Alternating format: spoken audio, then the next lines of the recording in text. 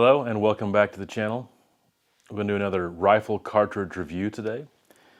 We're going to do one on one perhaps you've never heard before, the 225 Winchester. Now this is not a cartridge you can go get, it's obsolete, but it's a pretty cool cartridge, has a lot of good merit to it, and I think it's worth talking about today. So for a long time, Winchester was known as the kings of the .22 caliber. I believe they had the rights to the .22 Hornet, and of course the 220 Swift was their baby. And for several years, they were the kings. In the 50s, Remington came out with the 222 Remington, and then later, of course, the 222 Magnum. And a Wildcat was going around, the 22 250, which they would shortly thereafter standardize. And so in 1964, in the Model 70, Winchester decided to pull the .22 Hornet and the 220 Swift from their Model 70 lineup. But they decided to replace the 220 Swift with what they considered to be a little bit more modern case, and they went with the 225 Winchester. So this was a bit of a rough time for Winchester. You know, Remington was coming out with several good cartridges like the 222, the 223, the 5.56 for the military, and the 22 250. And like I said, the sales were just waning on those .22 caliber cartridges out of their Model 70. Also, infamously, in 1964, of course, they decided to compete with Remington and kind of copy what they were doing and cheapen their Model 70 just a little bit and go to a push-feed design to try to compete with a little bit cheaper rifle. And the Winchester diehard fans, of course, did not like that. Weatherby's really coming on the scene, really growing as a company. It just was not really a good year for Winchester, and not really a good time to introduce this particular cartridge. This cartridge is what they call a semi-rimmed. It appears they took the 219 zipper cartridge and changed the rim a little bit, changed a few of the dimensions, and come out with a 225 Winchester. This particular cartridge would do great in single shot rifles, but it also, because it head spaces off the shoulder, can do just fine in a bolt action rifle. But I'm sure you realize it's not around today, so it did not really have a lot of commercial success, and they stopped producing it in their Model 70 in 1971. So it only lasted about 7 years. So commercially, it was not a good success. I contribute a lot of that to the timing and what was going on at the time in the rifle world and the cartridge manufacturing and cartridge development. And I do not contribute that to its merits, because when you look at the merits of the cartridge, it's actually a really cool cartridge. So we're going to get into that today.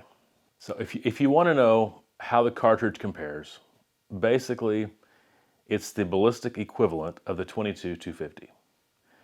And I'll show you here in a minute some differences in the length and the size of the cartridge, how much capacity it holds. But basically, ballistically, it's going to be the same.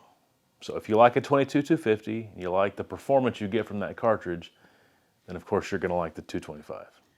The obvious comparison of the 225 Winchester would be to the .22 250 Remington. So let's just look at the specs. They have the same head diameter of 473.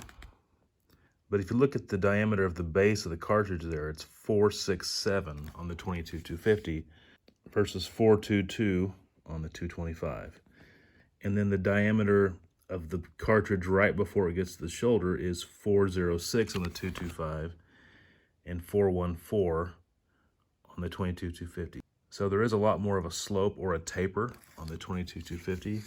The 225 is more straight from base to shoulder. However, it's just not as wide at any point as the .22 250. Therefore, it does have slightly less case capacity.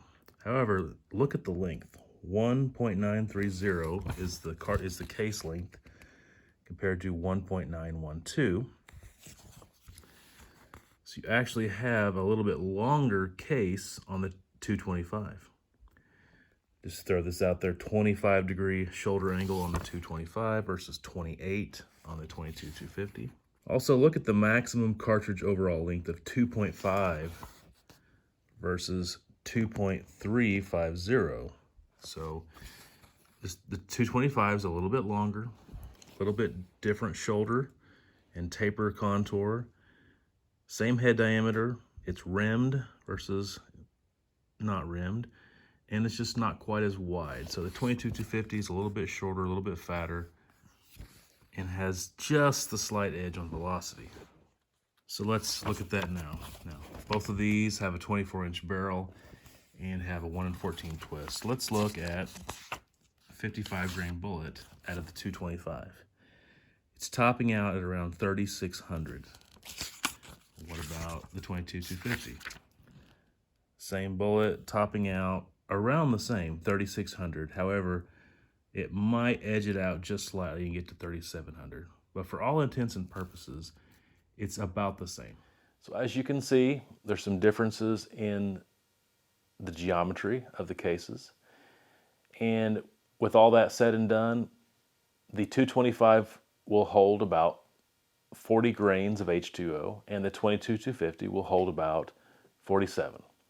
So there is a little bit more case capacity, even though it's shorter in the 22-250. Max pressure on a 225 is around 50,000 psi, and it's 65,000 on a 22-250.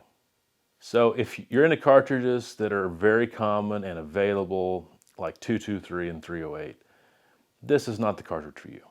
If you're into really cool cartridges with a cool history, from a cool company at a cool time, this is kind of a niche cartridge, but it's definitely something different. You know, before I made this video, I checked YouTube, and I think there was maybe 3 or 4 videos on all of YouTube about the 225 Winchester. It's very possible this video might not reach a lot of people, but I wanted to make it all the same. So I have family who have owned a 225 Winchester for a long time, actually owned multiple, and I've hand-loaded for it. I've taken it out prairie dog hunting, and I have seen firsthand in my life the extreme accuracy of the cartridge, at least in the guns that my family had, and how deadly it was against prairie dogs. So it's really a cool cartridge, and I'm a big fan of it.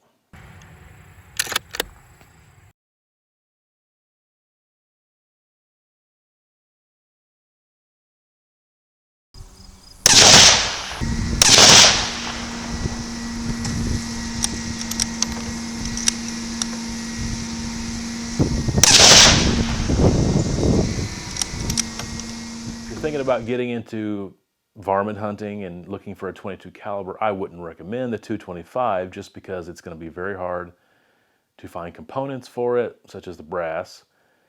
It's going to be hard to find dies for. It's just been out of the limelight for too long, and it just is not popular enough. But if you have access to dies and you have a bunch of cases that you can find, and you want something a little different, and you want to build a custom rifle, you want to maybe hand load and just have fun with something a little different, it's a really cool cartridge. And like I said, it's ballistically right there with the 22-250. Maybe the 22-250 will have a slight edge in velocity because of that extra case capacity, but it's very similar. It's nipping on the heels, and both of those cartridges are nipping on the heels of the 220 Swift, which also is long gone. So if you want something modern that you can get, you know, a 223, a 22-250 would be probably a better choice. But if you want something that's very high in the cool factor, the old classic 225 Winchester might be the way to go. I'm guessing very few of you that are watching this video have ever shot a 225 Winchester or possibly even heard of it. But if there's any of you out there that have, I'd love to know the story behind it. I'd love to know your experience with it. So if that's the case, put your comments below. I'd love to read about your experiences. Hope you've enjoyed this video, and until next time, take care.